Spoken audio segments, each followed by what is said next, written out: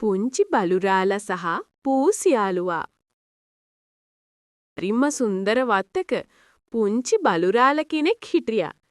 එයාගේ නම බලු. බලුගේ හොඳම යාළුවා උනේ මිදුලේ තිබුණු ලොකු අඹ ගහේ හැමදාම නිදාගන්න පුංචි පූස් දෙනෙක්. එයාගේ නම පූසි. බලු කොච්චර දඟකාර වුණත් පූසි හරිම නිහඬයි. ඒත් දෙන්න හරිම ආදරෙන් යාළුකම් කළා.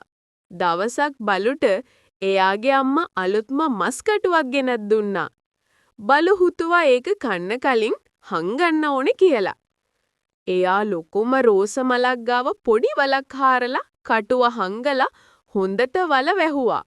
බලුගේ මේ වැඩේ ගහ උඩ ඉඳන් පූසි බලාගෙන හිටියා.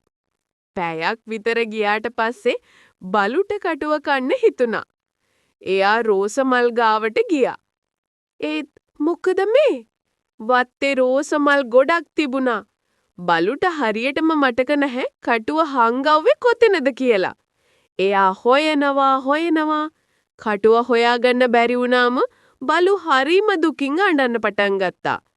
පූසි ඉක්මනින් ගහෙන් බැහැලා ඇවිත් බලු දිහා බැලුවා. බලු මොකද ඔයාට වෙලා තියෙන්නේ කියලා පූසි අහුවා. අනේ පූසි මම මගේ මස් කටුව හංගපු තැන අමතක වුණා. දැන් මට ඒක කන්න ඕනේ. බලු කිව්වේ ඉතින්ලා මෙහෙම කිව්වා. කහපාට සමනල්ලු සෙල්ලම් කරන තැන බලන්නකෝ. බලුට එකපාරටම මතක් වුණා.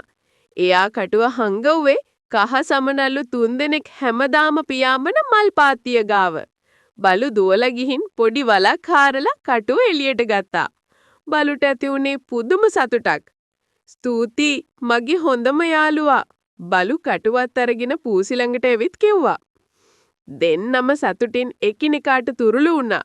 එදා ඉඳන් බලු තීරණය කළා කිසිම දෙයක් හංගන්නේ නැතුව පූසිත් එක්ක බෙදාගෙන සතුටින් ඉන්න. ඔවුන් දෙදෙනාගේ යාළුකම එදාටත් වඩා ශක්තිමත් වුණා.